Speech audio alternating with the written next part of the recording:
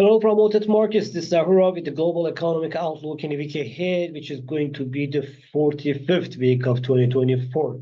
As always, first we will check what happened last week is the geopolitical tensions and also in economic calendar, and then we will see what we can expect from the week ahead. Last week, after a few days of lower tensions on the geopolitical front, tensions again increased in the Middle East, especially between Iran and Israel in Islamic Republic, again treating Israel to have another attack to Israel in response to previous attack by Israel. This is what happened there, in these tensions increasing again in the Middle East as well.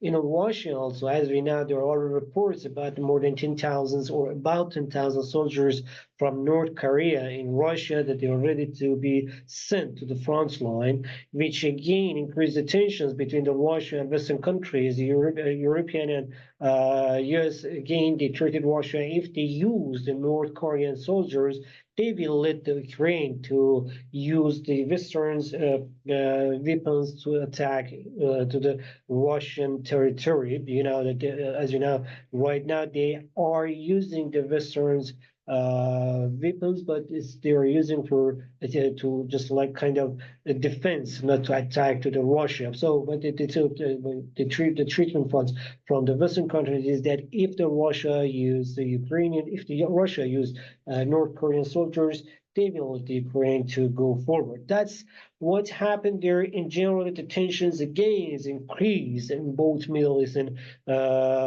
Ukraine. We know that on the election front, also in the United States, with the election going closer to last days, we had too many things up and down during the election, mostly focusing on the garbage and what's happened. There's each other, both sides calling each other the garbage. And anyway, this kind of, I think, the culture kind of is going to be dead in U.S. elections rallies. Anyway, this is what happened during we have too many tensions around in both in anything around around the world. And also, excitement in the U.S. election. It is on that side. On the economic front, we had earnings reports last week. Most of them, almost 70% of the reports, they could beat the estimates, and we had almost, we can say, the kind of the good week in the earnings reports. This is one. On the economic calendar, also the most data published, especially the PMI and Q3 GDP first estimates and the PMI numbers from the October. They were much better than estimates in most developed and developing countries, especially in Europe and United States. That upbeat data from most of these countries aligned with the little bit higher inflation numbers. We know that the inflation again in the Eurozone increased to 2% from 1.7% in September. This is the same thing happened in the US PCE and core PCE numbers.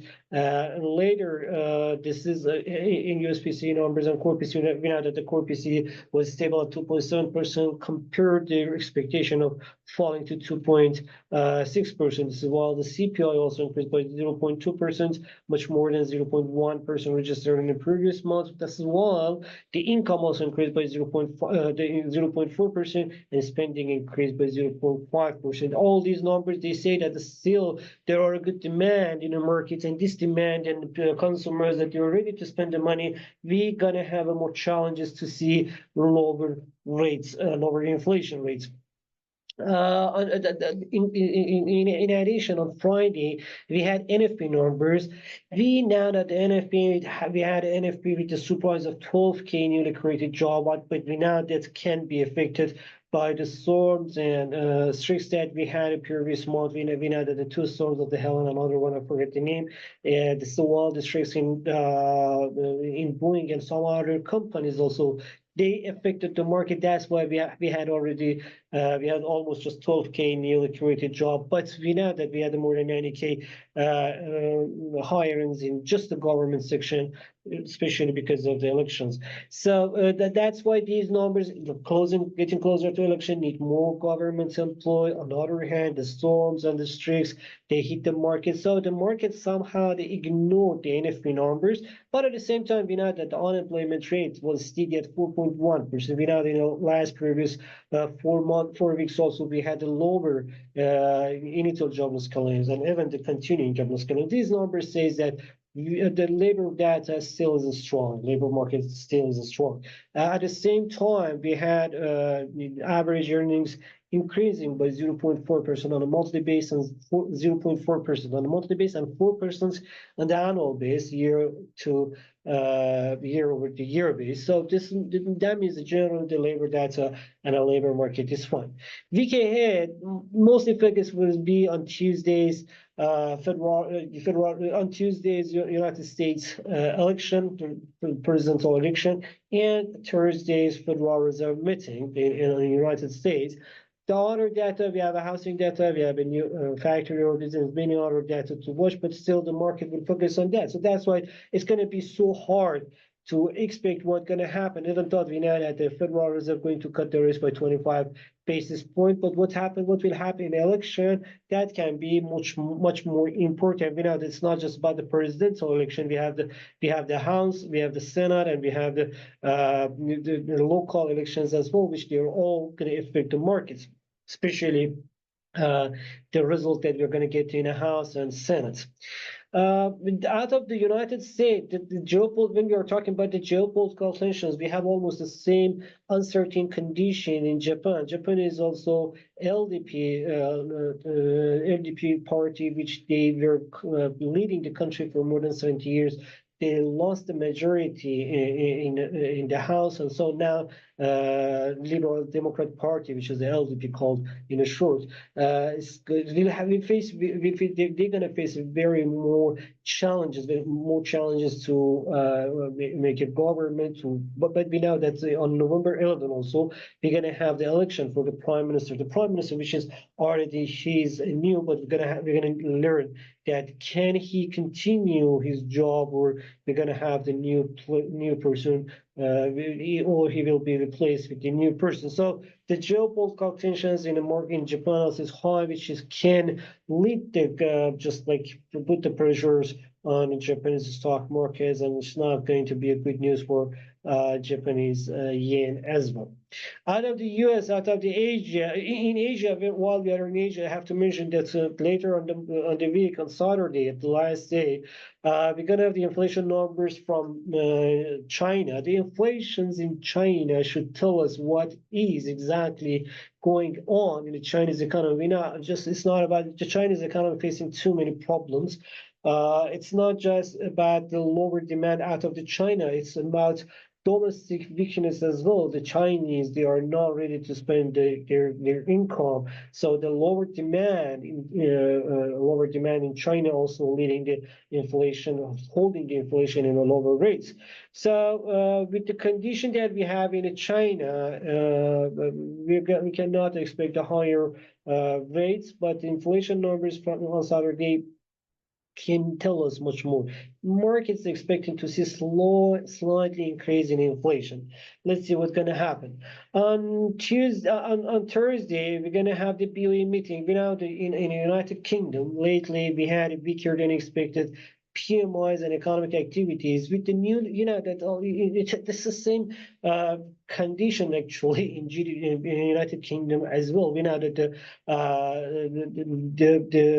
Labour Party, which they had a government, they won the election after almost 14 years. They brought their first autumn financial plan for the government, which kind of failed to meet the expectation. So with too many plans, with higher taxes and stuff like that, the businesses, they got disappointed. Now the market's expecting much lower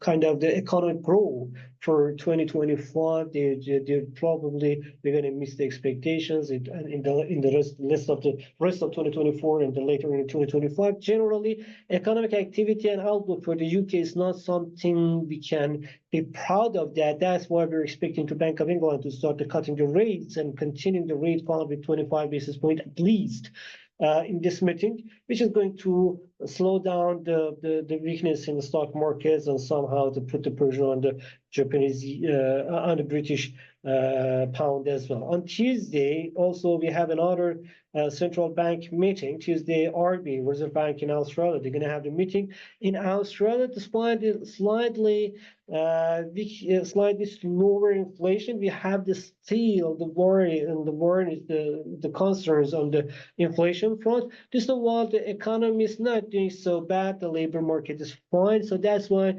most probably the central bank in Australia will hold the rate at 4.35%. It is currently, but still there are the risk as well still to see the lower numbers as well. This is generally what's happened in going to happen at Reserve Bank in Australia. But it's, generally the week ahead going to be a very important week, but mostly focus will be on elections in the United States. The election in the United States can affect everything in the market. That's why it's hard to see what we can expect in the market movement. But still, despite all the risks, you're going to check this what's on the charts. U.S. dollar index. Most risks are in favor of U.S. dollar. So generally, the U.S. dollar, most probably, this, as I told, it's very hard this week to expect what's going on in the market. I can tell you, if you do not have the open position, stay hold and stay on. It's just like wait for a good opportunity in the market. Do not open the market. Do not open any position before you get the opportunity. Generally, what we can see here, U.S. dollar index, the most risks are in favor of U.S. dollar index. Then, so the U.S. dollar mostly can stay around about 103 mark, 140.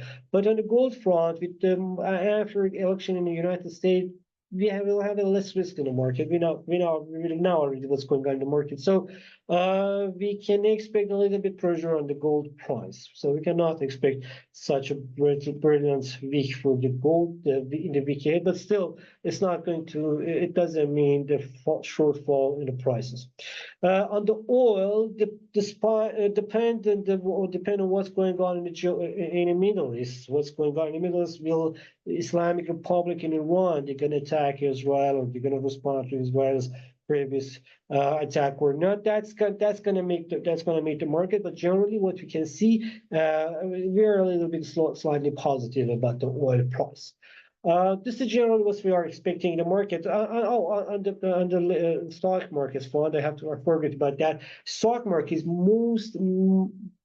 biggest companies, they already published their earnings, so we are not expecting any surprise on the earnings reports. But still, despite what we are expecting on the earnings reports, the tensions on the market, the risk in the market, all of them, they're not in favor of the stock prices. So we're going to continue the slow downtrend that we had in the last previous 2 weeks that we had. This is generally what happened and what we are expecting for the week ahead. If you had any other question, do not hesitate to write in the comment section. I will try to get back to you as soon as I can. Have a good time. Bye-bye.